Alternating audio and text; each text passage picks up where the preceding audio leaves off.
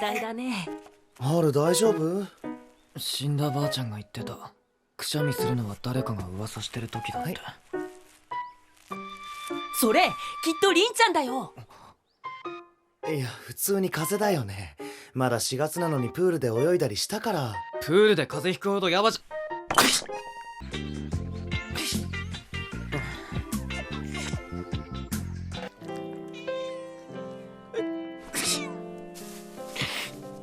やっぱり誰か噂してる。